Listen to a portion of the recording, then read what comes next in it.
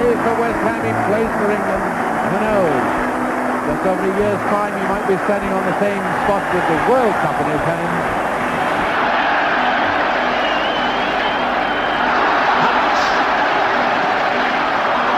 Now then, Petke, the referee, looks at his watch. Any second now, it will all be over. 30 seconds by. Watson, the Germans are going down and they can hardly get up. It's all over, I think. No, it's... And here comes Hurst. He's got... Some people are on the pitch. They think it's all over. It is now. It's four. And Charlton. Bobby Moore led England up to the Royal Box to receive the Jules Rimet Cup and the winners' medals. To be here as winners of the FA Cup has often been described as the summit of a footballer's ambition. How much greater was the triumph they enjoyed now.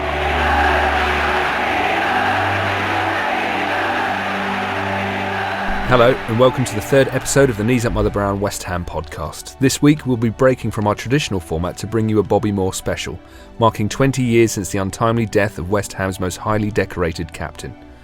Over the next hour you'll be hearing exclusive interviews with former teammates Harry Redknapp, Brian Deer and Sir Trevor Brooking, former colleagues Jonathan Pearce and Hugh Southon, friend and biographer Jeff Powell, West Ham co-chairman David Gold, Russell Brand, Ben Shepherd, Mark Hunter and Ian Dale. Many of the fans who witnessed a footballing icon become a legend on the turf of Upton Park will be contributing too. Joining me, Chris Scull, in the studio as we look back on East London's favourite son, we have KUMB podcast regular James Longman. Hello. To continue the debate, please follow myself, CJ Scull, Scull with a C on Twitter. You can also follow James at LongAs1 and of course KUMBDOTCOM on Twitter, or use the hashtag KUMB. You can also, of course, debate this episode and all things West Ham on the KUMB.com forum. We begin first with memories of that tragic news in 1993 and a subsequent tributes at Upton Park. Firstly, Sir Trevor Brooking.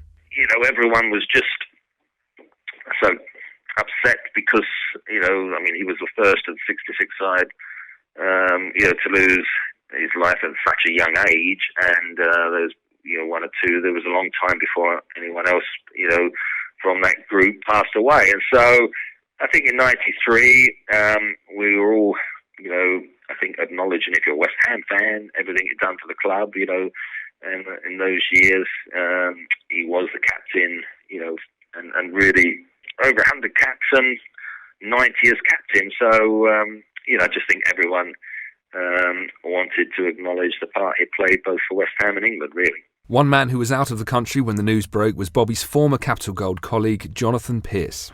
Well, I was out of the country, and I was away I didn't come back until 10 days afterwards, so I missed a great deal of it. Everything was taped for me. I watched the first 2 minutes of film footage of the floral tributes and the scarves and the shirts outside Upton Park, and after 2 minutes I just couldn't, I couldn't watch anymore. It was too hard for me to watch. I've still got the tapes. I've never watched them since. It's still too raw. It's still too, and I wasn't in Bobby's family. I was a friend, but he had that effect on people. But I thought it was a remarkable testament to the man, the way the game came together, the way that there was minute silence meticulously observed around the country, the way the football world came together. I think it was the first time, really, that happened. The football world came together for one man. It subsequently happened, but I don't even think it's happened to the same effect. I think it was just unparalleled, really, and it just spoke volumes about his importance to the world game and his standing in the world game, really. David Gold. I didn't think that he was honoured highly enough. I mean, the tributes were fine. They were, at the time, it seemed to be okay. It's when I look back and think, I don't think enough was done. Ian Dale. I remember that feeling of utter devastation on the day that he died, February the 24th, 1993. I remember seeing the pictures of the scarves and flowers and memorabilia that people put outside Upton Park, thinking, Is there another footballer that could have engendered that kind of reaction? But long before his premature death at the age of 51, Bobby was to become a legend in claret and blue. Born in Barking in 1941, Bobby grew up not far from the Bowling Ground. Chief among his early influences was another claret and blue hero, Malcolm Allison. Bobby's friend and biographer, Jeff Powell. Malcolm was a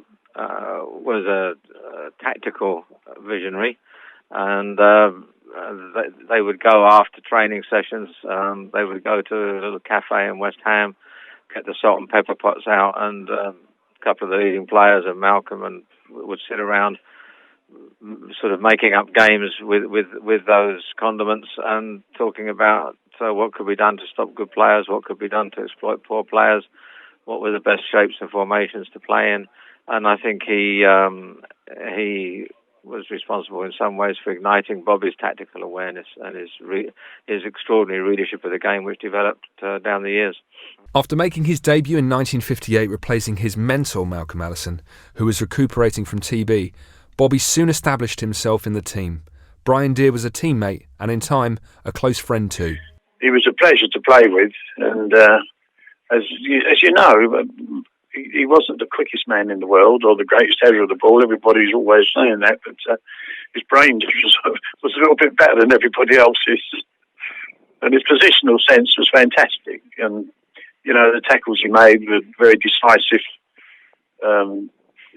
He was just really a natural for that position. Watching from the terraces, Hugh Southon. He was the most perfectly balanced, the most perfectly poised footballer I can ever remember seeing. I mean, I'd loved football as a kid, but I just completely and totally fell in love with football completely when I saw Bobby play.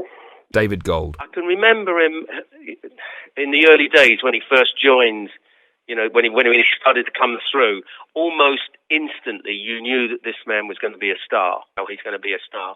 And of course, Bobby was a superstar. I mean, all of the others turned into stars, but Bobby actually changed into a superstar, and it was just so exciting to see. Goals on Sundays, Ben Shepherd.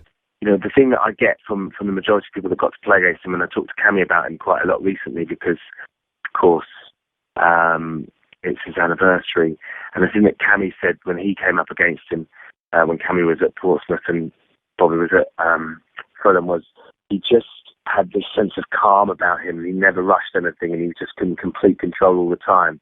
You know, you knew you weren't going to go past him. The authority that he seemed to exude out of him on the football pitch, which, you know, you just have to watch. Bobby was becoming not only a fantastic defender, but also a world-class leader. Harry Redknapp recalls his leadership qualities as a captain. Yeah, he was great. As a captain, he was quiet. He didn't, you know, he wasn't one for shouting and screaming at everybody. He got on, you know, he got on with the game. If he did get upset with anyone, you knew you must have really got him upset, because he was a very, very quiet, very shy guy, you know, but also one of the lads, you know, when he let his hair down, it was great fun. Everybody loved being with Bobby. But as a captain, he was a quiet, I would say he led by example more than shouting and screaming at everybody, you know. Brian Deere. Not very vociferous. He really just captained the side with his leadership. You know, he led by the way he played. He was encouraging. He never moaned and groaned at players. You know, he always felt that they'd done their best. Sometimes, you know, your best is not good enough. But, you know, if there was ever a meeting or a dressing room sort of parlay, he was always very good. You know, if he was asked a question, his answer would always be, you know, they've done their best, and, you know, sometimes their best is not good enough. But just, you know, he really led by example, the way he played, the way he conducted himself. So Trevor Brooking. You know, he was a leader by example, I think it's fair to say. You know, he wasn't one of those shouting and hollering captains, but, you know, had that sort of blonde hair that made him stand out as captain. And, as I say, you know, one or two of those sort of, you know, managers and players and coaches used to say about his heading and his pace.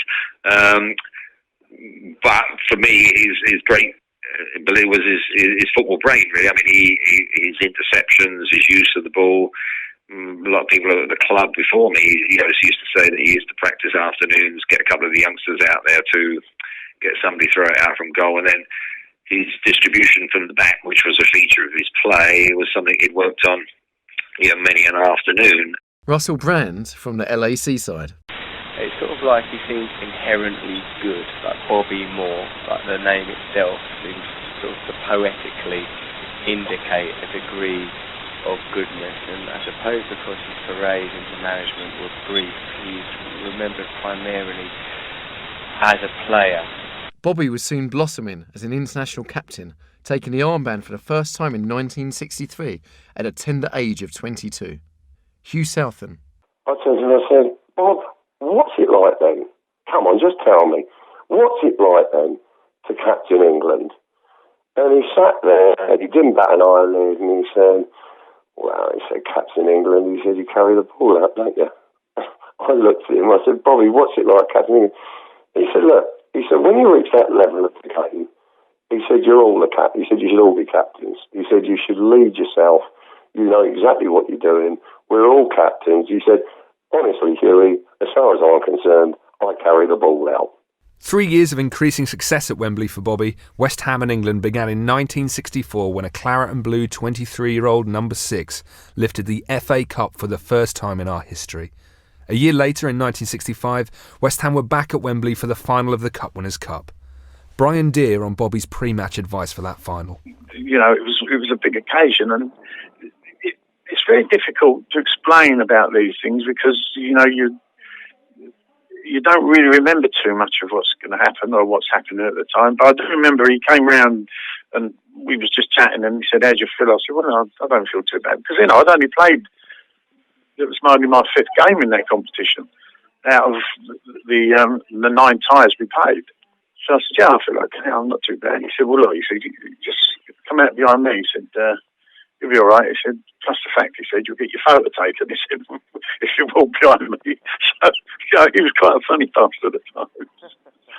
And, that photo, I think that photo I've got walking out is probably the best photo I've got, of football. It was a big night, a big stadium, 100,000 people. Not that I was worried or afraid of, what was going to happen, but it just made it a little bit better. For the second year in a row, Bobby was lifting a trophy at Wembley, this time on a European stage. Brian Deere recalls the excessive celebrations that followed. We didn't do anything. We went upstairs. We had some sandwiches and I think when it arrives and a few beers and got in a coach and went home. Yeah, went back to the ground and went home. That's just what it was like then. There was no fuss. I mean, it was even the same with the 66, wasn't it? I mean, they just went back to a hotel in London and went out on the balcony and their wives were there. Some of them had a bit of grub afterwards. I mean, their wives weren't even invited to have a meal with them in 66. So they just had to sit in an ante room and have something to eat, and then some of them went out. Martin Peters, I know, never went anywhere in the bed. Soon, the year of 1966 was upon West Ham and England's captain. A year in which Sir Alf Ramsey predicted England would win the World Cup. And win it we did, with Bobby putting in performances that were to cement his legacy as one of the greatest defenders in history. Jeff Powell. Certainly the best English defender, and in my view, the best defender the world's ever seen. And the record speaks for itself in a way. The 1966 World Cup, he was the captain. Not only that, he was the player of the tournament. His exploits in Brazil, in Mexico in 1970, most notably against Brazil. But overall, his command of great games at Wembley, his leadership of the England team. But in terms of being a pure defender who had no need to kick anybody, whose timing and vision and reading and understanding of the game, positioning was faultless, he is an icon for all time. Ben Shepherd. The World Cup final, in that moment towards the end of the game, we've just got 3-2 up, gets the ball, and I've watched it loads of times. Actually, just showed my little boys it recently, and then he boots the ball. Everyone's telling him to boot the ball out of play, and he just picks out Jeff Hurst and sends the ball 40 yards up the pitch, and he runs and scores that exceptional fourth goal for England, his hat-trick, and that calmness, that sense of composure, confidence, is something that we'd be desperate to have at the back at West Ham now. He's truly an icon. Harry Redknapp. The only man to have captained England to win the World Cup, certainly the only captain in my lifetime, I'm sure, and maybe in a long time. So he was always, he'd always be special. People who were around will never forget 1966. It was an amazing time, an amazing feat by the players, and especially Bobby. Mark Hunter. I just remember watching videos, obviously the iconic thing of England winning the World Cup, him being captain of that, and the iconic picture of, him being held aloft on Jeff Hurst and Ray Wilson's shoulders.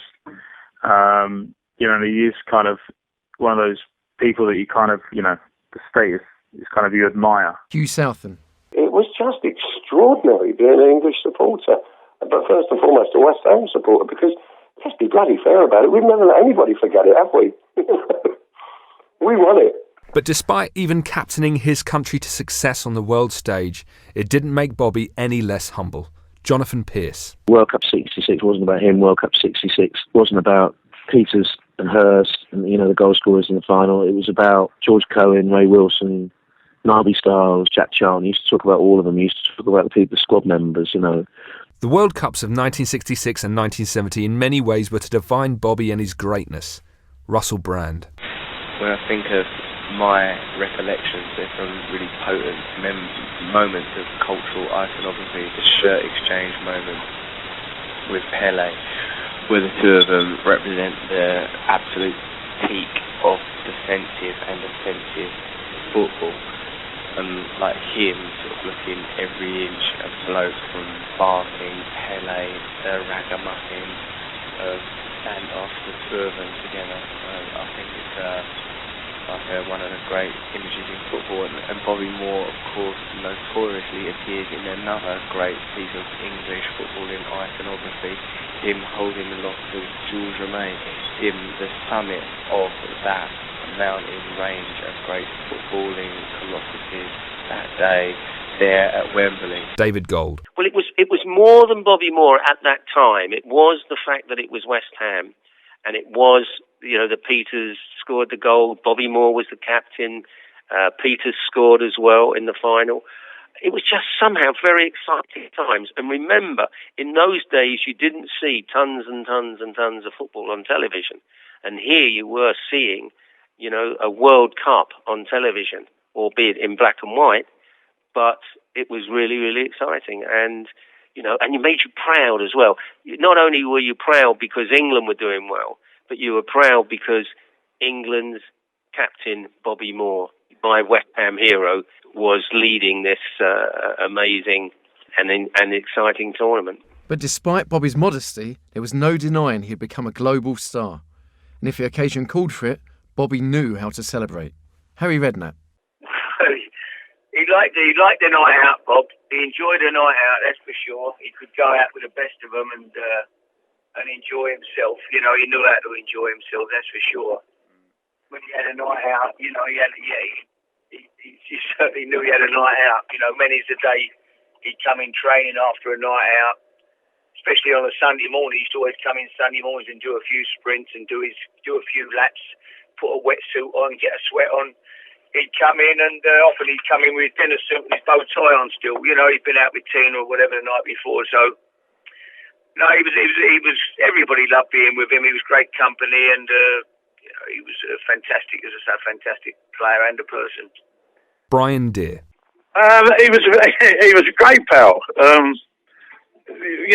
when it was time to relax, he was good. He wasn't a drunk or whatever, but he just enjoyed a beer, and socially, that was what we done. I mean, we didn't have all the things that go on now. In football these days, you've got all this commercialism, and they've got their image rights, and they're here, there, and everywhere. I mean, we were more, I suppose, we were more for the fans. I mean, we just went where they went.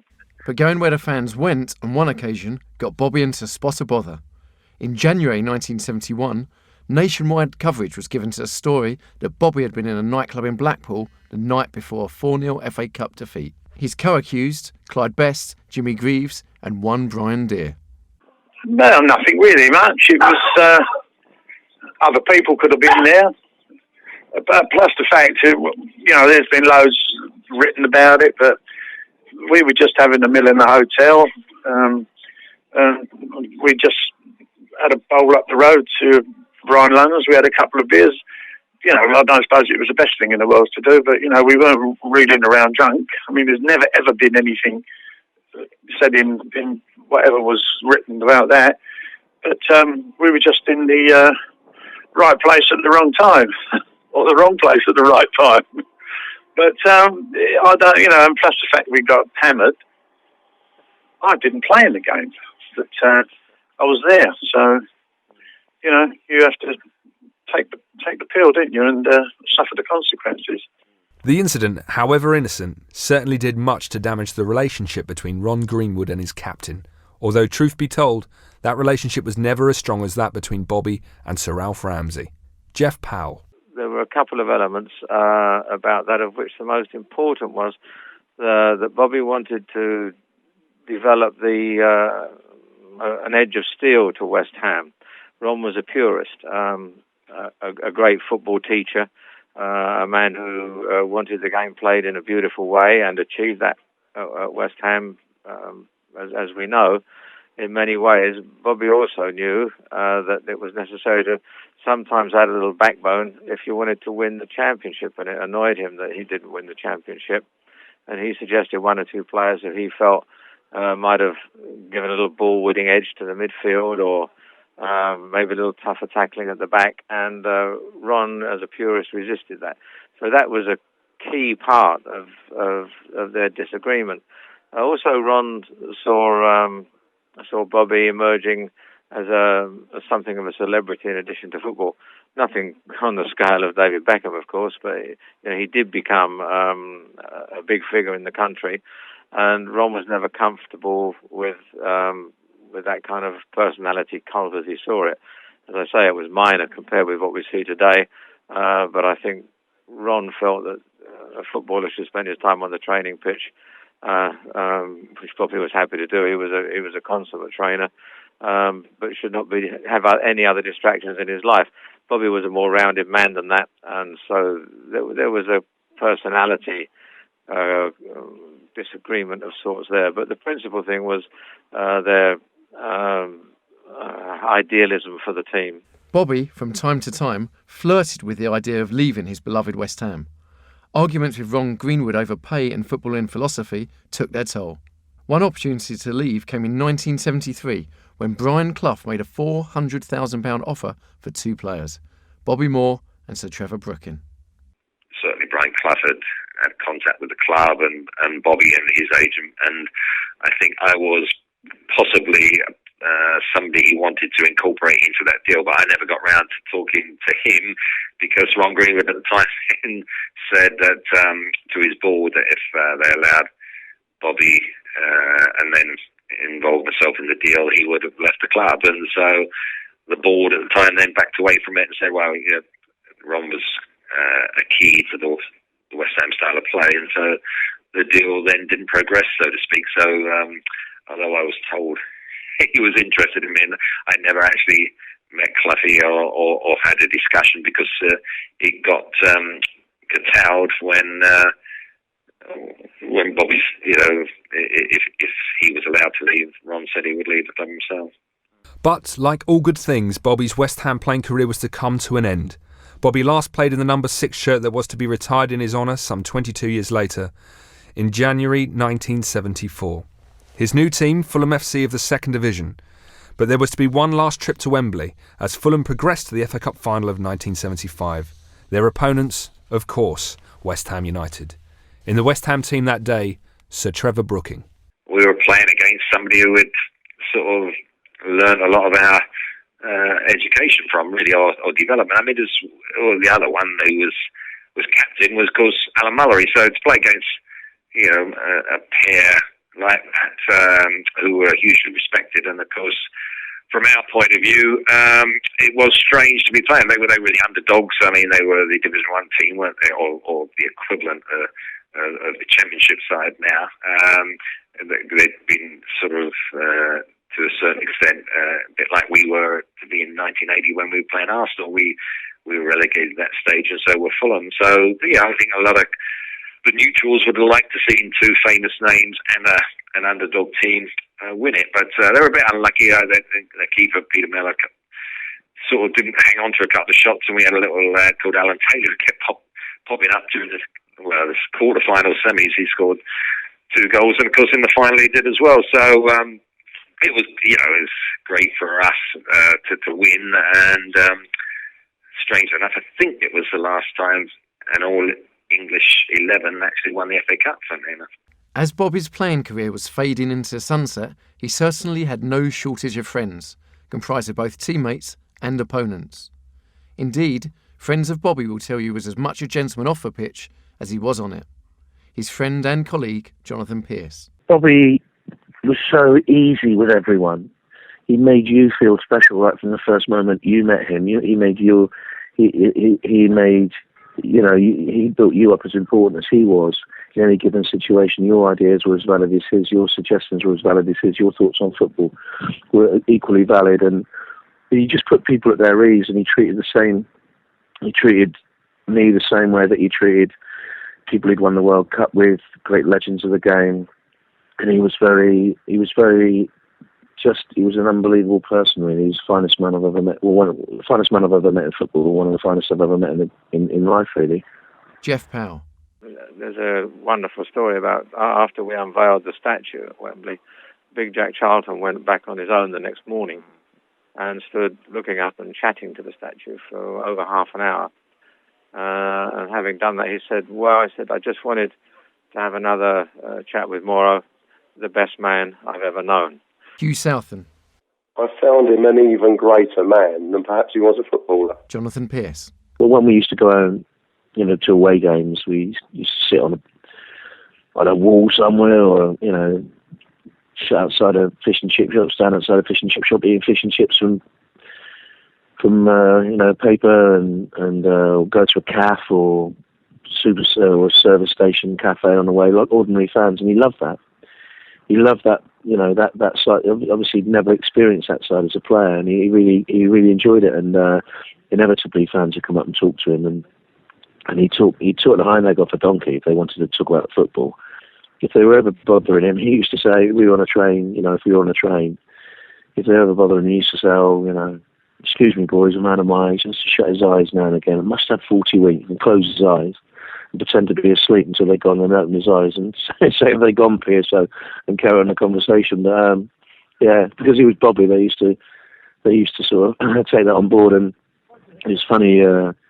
He was a devil at cutting people up on the road, and in his car, and he used to be going down, if you hit a traffic jam or something like that on the motorway, Bob would always be roaring along the outside lane and cutting late, and then people would be honking their horns, and then as soon as they realised who it was, they'd pull up alongside him again, put an autograph book out the window and ask him to sign it. One minute they were enraged with him, the next minute they thought he was Bobby Moore, and they were enchanted again. He had the ability to enchant anyone. As soon as he entered a room, heads turned. In footballing retirement, Bobby yearned for the opportunity, the chance to become a manager. Let down by a promise by Elton John to become manager of Watford, Bobby searched for the opportunity to prove himself. But the right chance never came. Bobby struggled with disappointment at Oxford City, Southend United, and in the Danish 3rd Division. Receiving his first job in coaching as assistant at lower league Oxford City, not, as was later discovered, Oxford United, was Harry Redknapp. Listen, it's the luck of the game, this game. If you haven't got the right players and the right team, you've got no chance. I'm not being Eric Ferguson could go and manage a team in the lower reaches of the 4th Division for 18 months, and he might have forgotten all. He might not have made it, and you'd have forgotten all about. Would have been the end of him. And he's a top man in our business. So Bobby didn't really get a chance to manage at a club where he could make a success of it. He went to Southend where he had no chance whatsoever. And suddenly he's not. People then say, "Well, he wasn't a manager." Well, he never got the chance. If he'd have managed West Ham, he may well have been the best manager West Ham ever had. Who knows? But certainly he could have been a great manager. Everybody loved him, everybody respected him. He knew the game inside out, so there was no reason he couldn't go on to manage if he'd have had the right players and the right team to manage. Jonathan Pearce. You know, people say, "Oh, he never made a manager. He was too nice." That's utter rubbish. He was never given really the chance at a club with resources, and I think he could have passed on his knowledge to footballers of any age. Bobby was beginning years in the footballing wilderness, unwanted by West Ham and shunned by the FA. Jeff Powell tries to make sense of the way he was treated in this period. Bobby became an extremely popular figure, rising out of the preconception of footballers being almost like muddied oafs. And I think there was resentment of that within the game's establishment.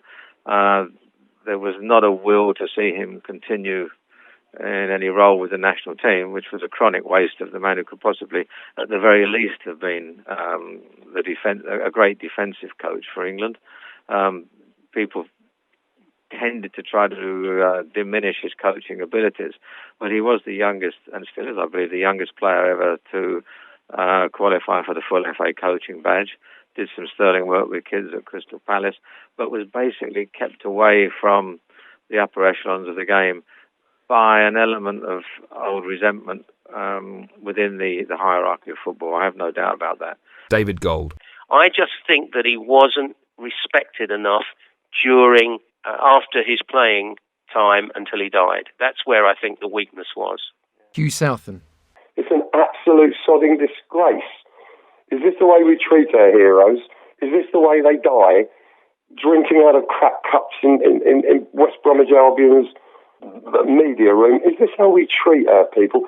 Franz Beckenbauer, who captained West Germany in that losing final, became the greatest ambassador for German football ever.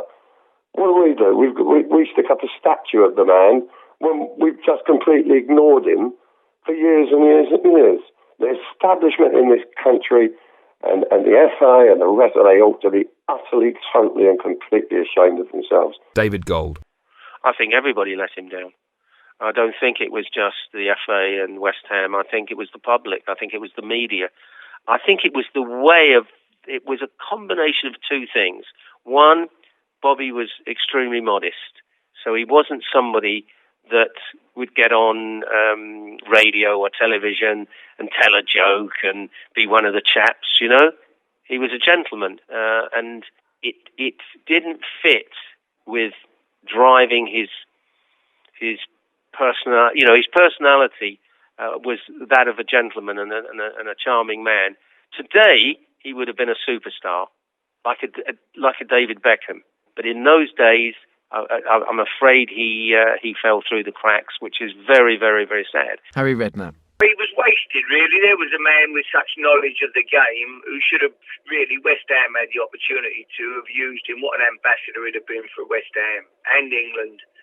But like most people, it was only when he died that suddenly everybody wants to start naming stands after him and building statues. How he never got a Nigel, I'll never know. It baffles me. No disrespect to lots of other players or whatever who wouldn't have done anything near what Bobby did in the game. End up with getting knighthoods. Bobby didn't. It's just, I find it unbelievable, really. It's scandalous, I think. But it'd have been, Franz Beckenbauer, Bayern Munich, Bobby Charlton, Man United, Bobby Moore, West Ham. He should have been there. Should have been ambassador for the club, and also, as I say, for England. Ian Dale. He never seemed to get the appreciation and recognition that he deserved. Obviously, we West Ham fans recognise him. We thought he should be Saint Bobby Moore, not just Sir Bobby.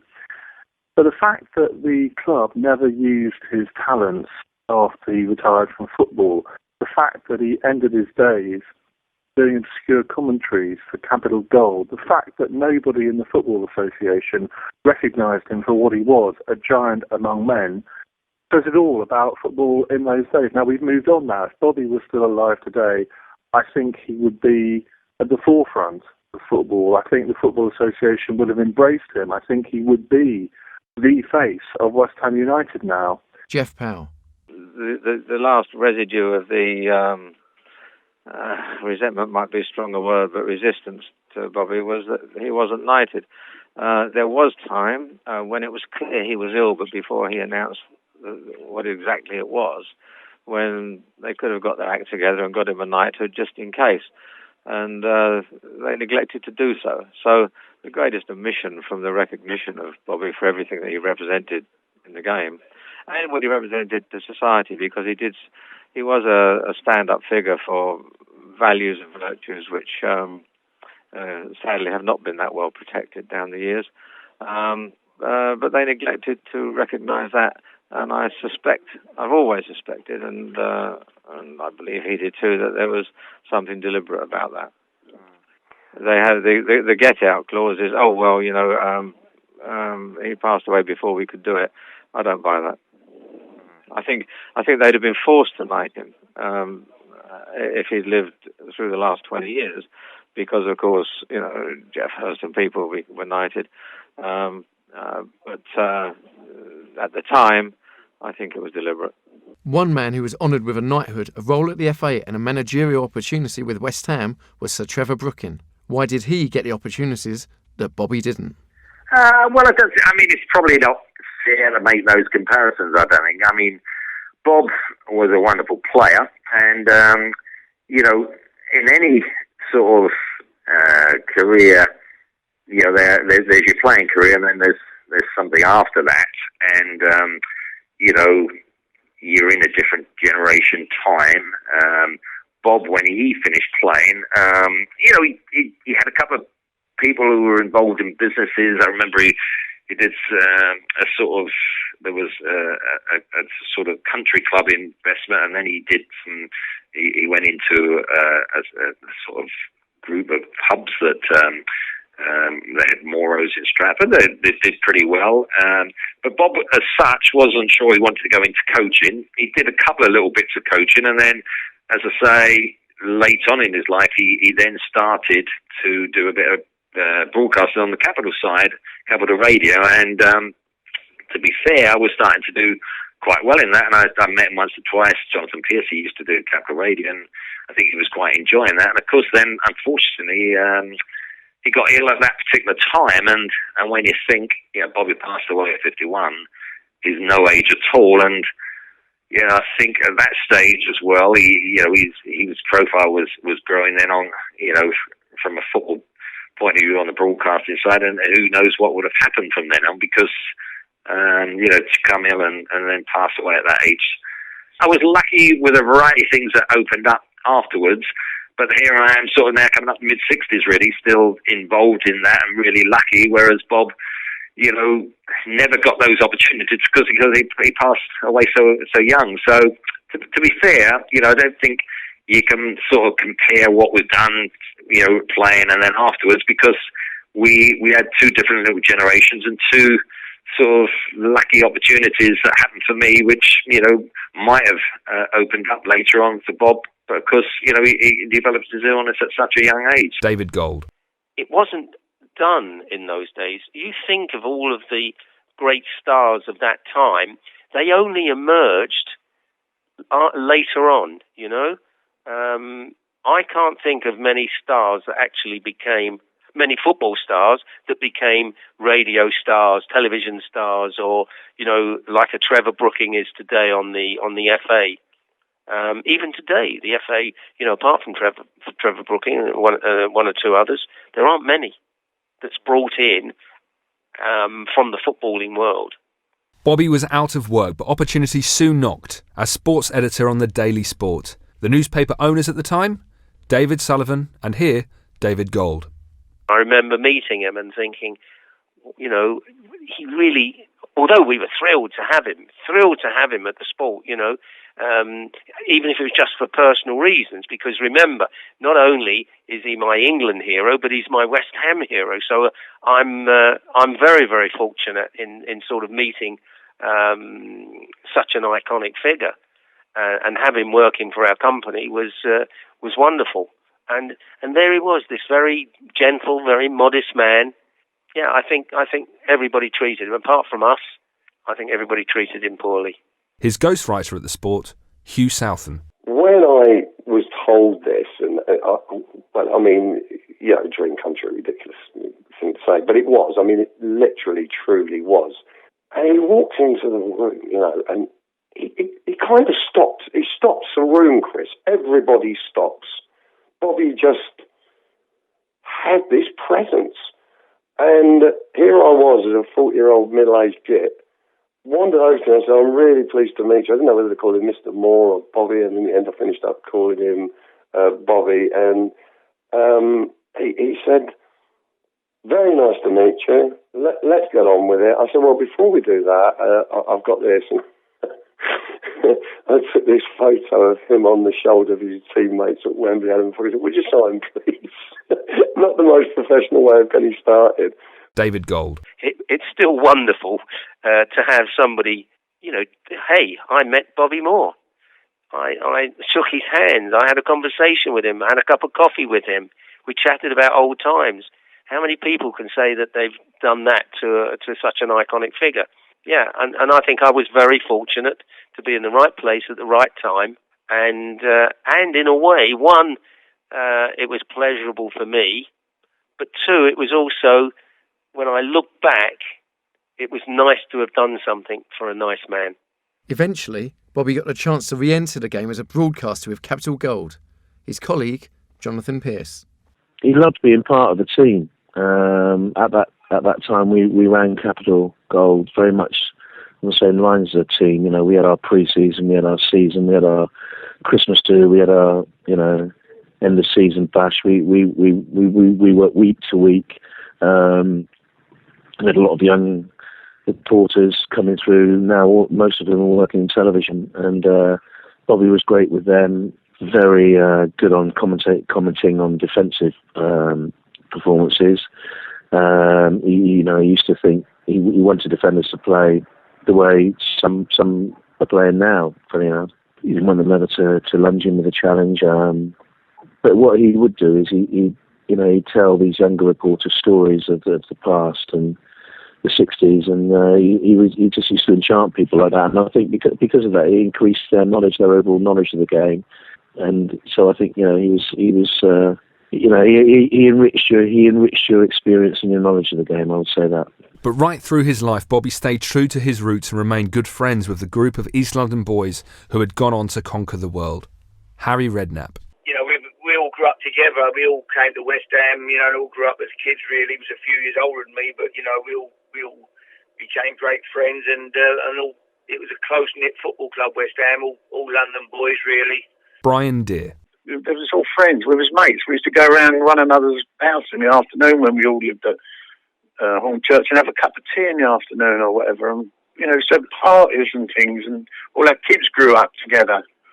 You know, we still see one another, those who are around, but not all the time. So, you know, you're never in anyone's back pocket. I mean, I'm 70 this year. I'm going to have a little function, and, you know, I'll invite the boys. Those who are around want to come, but we're old boys now, aren't we? You know, I was one of the younger ones, 70. But, as we know, Bobby was not to reach the age of 70.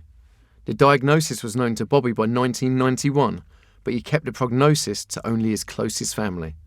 However, it was increasingly obvious, despite Bobby's protests, that all was not well. Harry Redknapp. He came down to Bournemouth and spent a few days with us, with Stephanie, and I could see that he wasn't well then, really. He'd lost a lot of weight, you know, and I must admit, when I first saw him, I picked him up in Bournemouth. I felt very upset. I didn't really want to go. I got too upset when I saw him.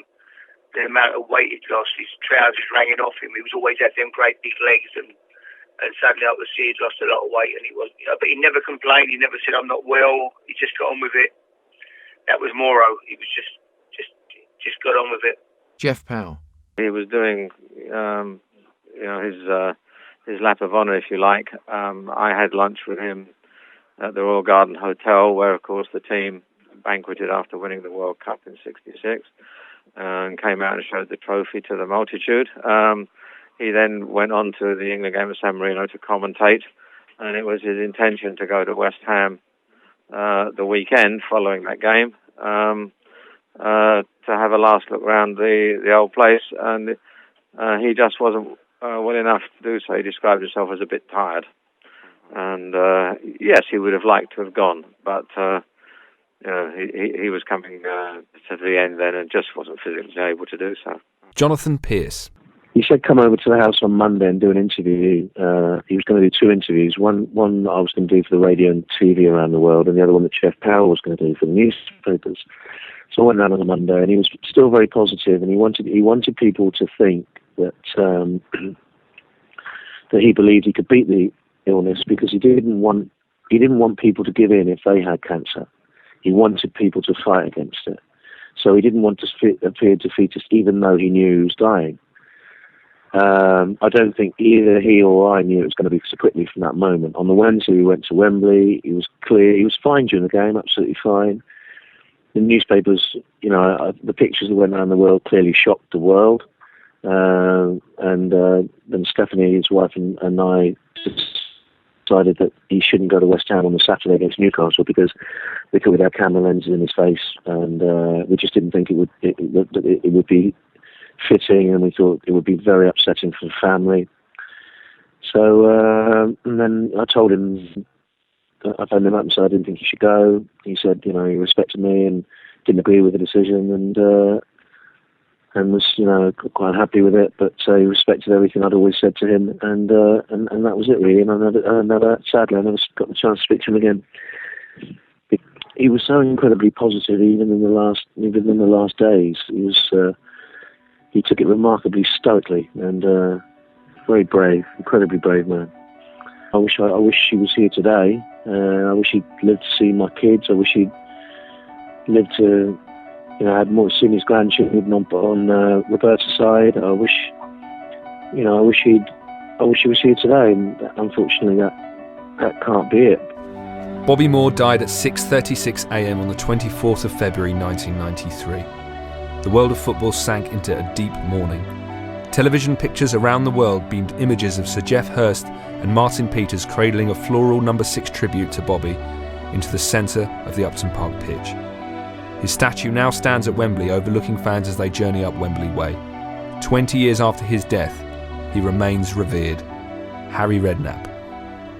Bobby was, he had a fantastic, amazing football brain.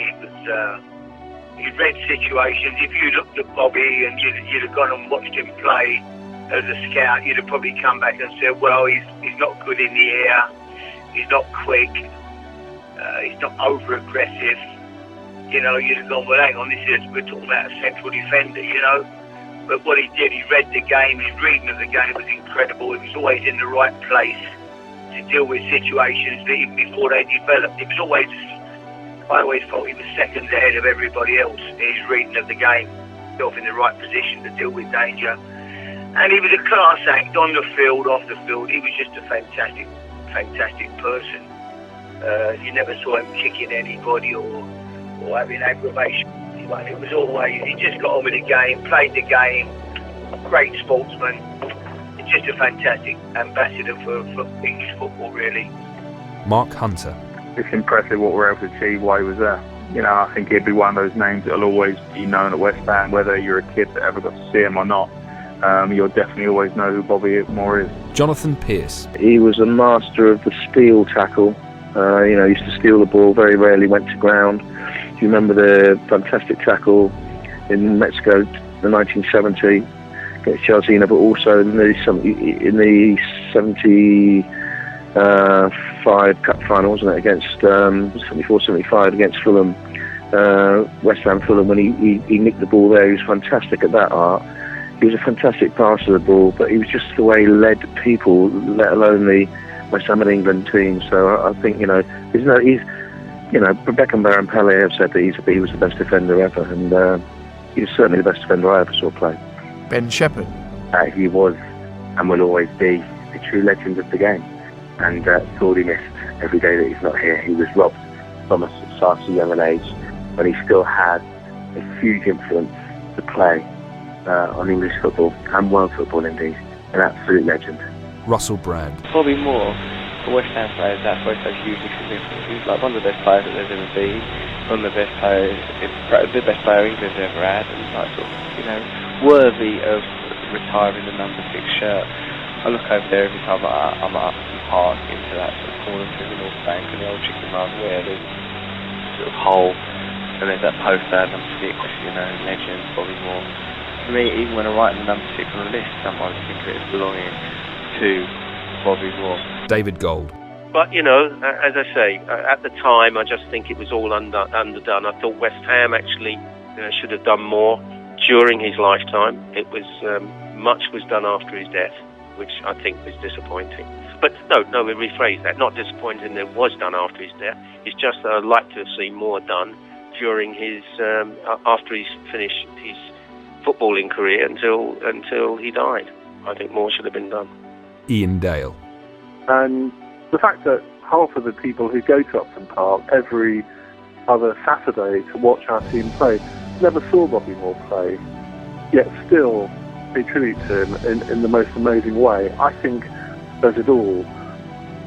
Upton Larks and the KUMB forum writes, "My abiding memory of a man was, as a 10-year-old at West Ham, as I walked up the steps of the concourse at half-time, looking up to the upper tier and seeing Bobby stood up in his seat looking down. I just froze and must have looked like a rabbit in the headlights. Having never watched him play, he was still to me some kind of mystical superstar, and boy did he still look it. He noticed me, smirked and gave me a wink.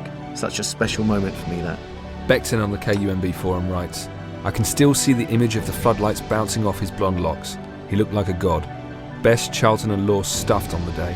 Hammer Sandwich, "My favourite memory was at Wembley when he played for Fulham. Of course we won 2-0.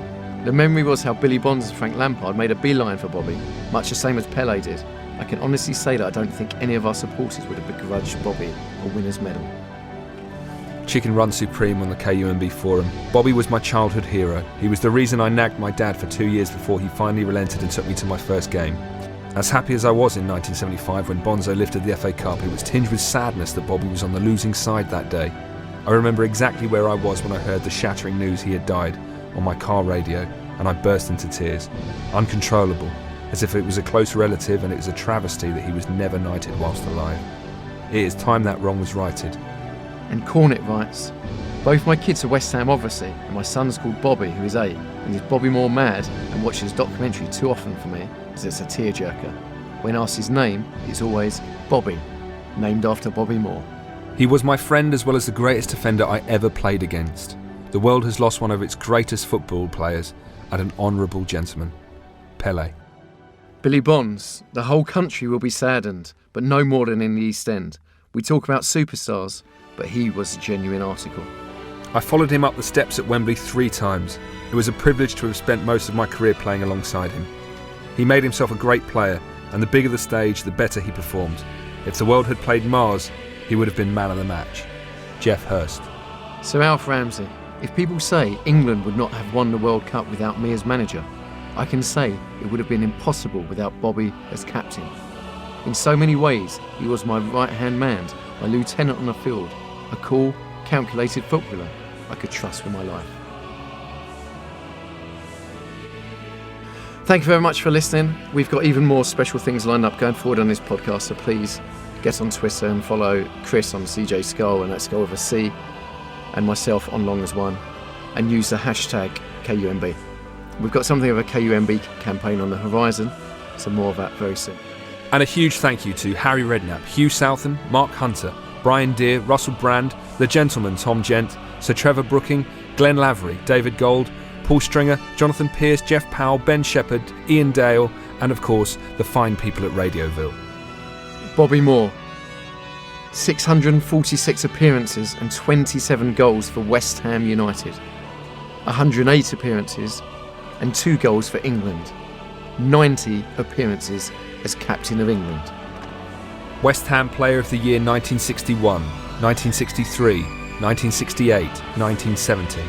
FA Cup winner 1964, European Cup Winners' Cup winner 1965, World Cup winning captain 1966, Player of the World Cup Tournament 1966, BBC Sports Personality of the Year 1966, awarded the OBE 1967, voted in an FA poll by fans as England's greatest player of the last 50 years.